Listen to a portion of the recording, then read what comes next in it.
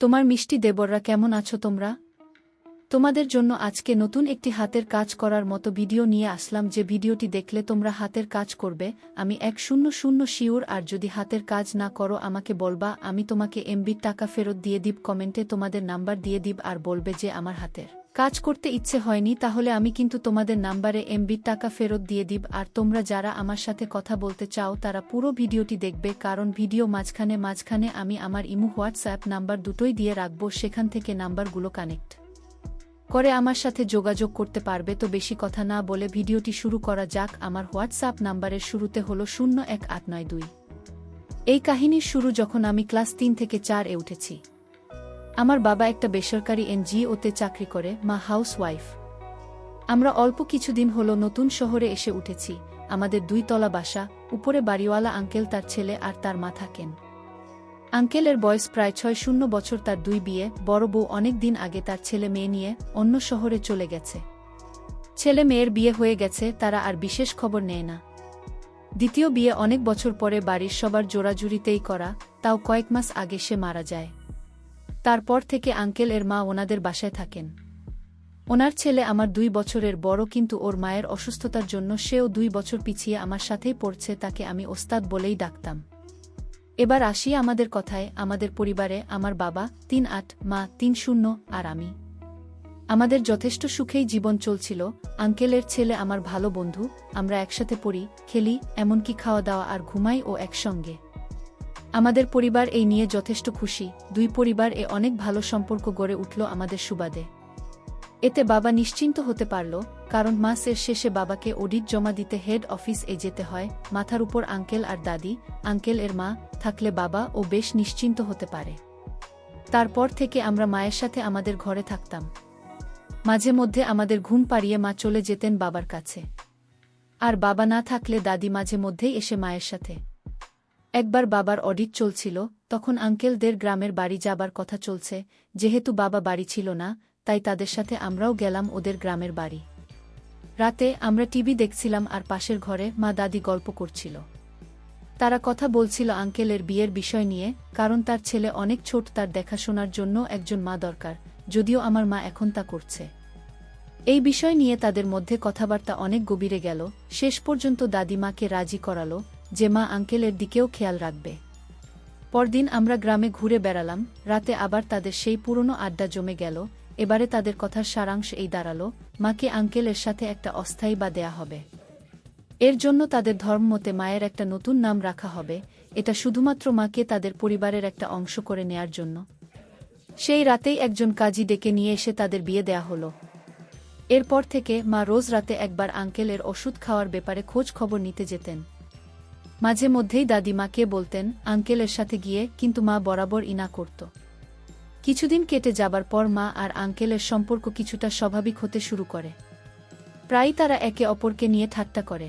আর আমি একজন মেয়ে হয়ে এসব কোনো বিষয়গুলো আমার নিজের সুখের সামনে দেখতে হচ্ছে, সেটা ভেবে ভেবে আমার একটা লজ্জাবোধ হচ্ছিল যে আমি একটা মেয়ে হয়ে আমার মায়ের কার্যকলাপ আমি কেমনে দেখব। যা হোক, তাড়াতাড়ি দিন যত যাচ্ছিল তারা কিন্তু ফ্রি মাইন্ডে চলাচল করার চেষ্টা করতেছিল, কারণ ফ্রি মাইন্ডে চলবে না কেন? তারও আমার ওই লোকটাও কিন্তু অনেক বয়স হয়ে গেছে, ঠিকমতো ওষুধটা পর্যন্ত খেতে পারে না, যার জন্য এসব সিদ্ধান্ত নেওয়া হয়েছে। পরিবারের সকলে তাদের ফ্যামিলি মেম্বারের মতো আমাকে তাদের ফ্যামিলিতে অ্যাডজাস্ট করে নিয়েছে। তাদেরকে আমি তাদের মতো করে থাকতাম, আমি আমার ফ্যামিলি। এটা মনে হতো না, যে মনে হতো যেটা আমি আমার ফ্যামিলিতে আছি। তো কি করব, সেটা আমার কল্পনার বাহিরে ছিল। আমি একদিন হঠাৎ করে রাস্তা দিয়ে যখন যাচ্ছিলাম, আসলে যাওয়ার সময় এলাকার লোকজন আমাকে বিভিন্ন কথাবার্তা বলে থাকে। আমি বললাম, তোমরা কোনো বিষয় নিয়ে আমাকে এগুলো কথা বলতেছ? তখন তারা বলে, কোনো বিষয় নিয়ে কথা বলতেছে সেটা তুমি অবশ্যই ভালো বোঝার কথা, কারণ তুমি তো তোমার বোঝার কথা, কারণ তোমরা তো এই সিদ্ধান্তটা নিয়েছ। তোমরা না জানলে কে জানবে বল? আমরা যেহেতু জেনে গেছে তোমরা জানো না, এটা কোনো কথা বলো না। তোমরা ভালো মতো ক্লিয়ার করে আমাকে বলো, তাহলে আমি বুঝতে পারবো।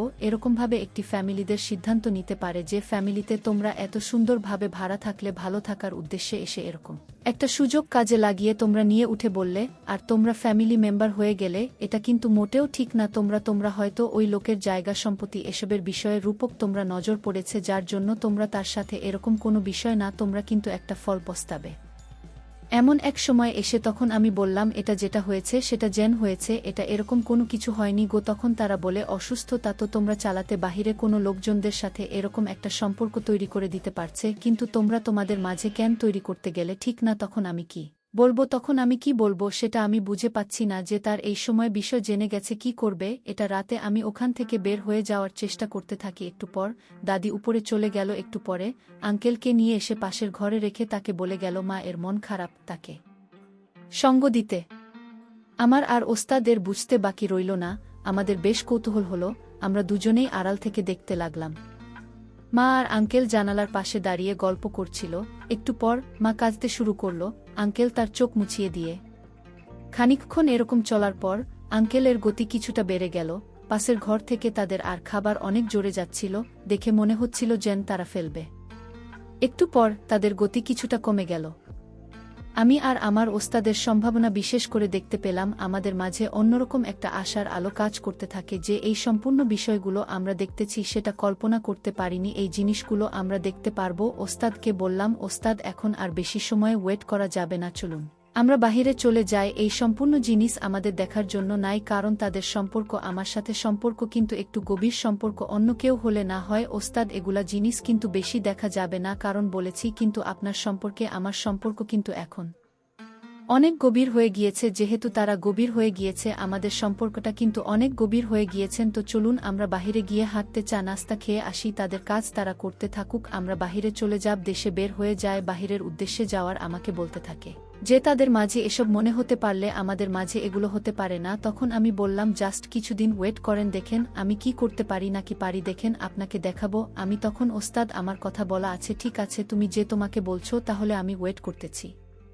আমি তোমার কিন্তু বেশি গুরুত্বপূর্ণ ইচ্ছা। তখন আমি বললাম যে আমারও কিন্তু বেশি, কিন্তু আমি জীবনে কখনো কাউকে এগুলো বিষয়গুলো কখনো বলতে পারিনি বা ইচ্ছেগুলো প্রকাশ করতে পারিনি। যেহেতু তুমি আমার সাথে ফ্রি মাইন্ডে চলাচল করে, সেজন্য তোমার সাথে আমি সম্পূর্ণ বিষয়গুলো বলতে পারতেছি, না হলে আমি তোমাকে বিষয়গুলো বলতে পারতাম না। কিন্তু যাই হোক, বিষয়গুলো যদি বলে ফেলেছি সেজন্য চিন্তা করো না, তুমি যা হওয়ার সেটা হয়ে যাবে। আমার কথা শুনে ওস্তাদ বলা আছে, ঠিক আছে, তুমি কি খাবে, চলো বাইরে যাই। চলো, আমি বললাম, না বাইরে যাব না, চলেন একটু বাইরে গিয়ে হালকা বাহিরে গিয়ে চা খেয়ে আসি। চার দোকানে গিয়ে 2টা চা অর্ডার দিক। 2টা চা আসার পর আমরা দুজনে 2টা চা এবং 2টা বিস্কিট নিয়ে বসে বসে খাচ্ছিলাম আর ওই বিষয়গুলো নিয়ে গল্প গুজব করতেছিলাম। যেটা হলো সেটা জানি কি, তুমি প্রস্তুত ছিলে?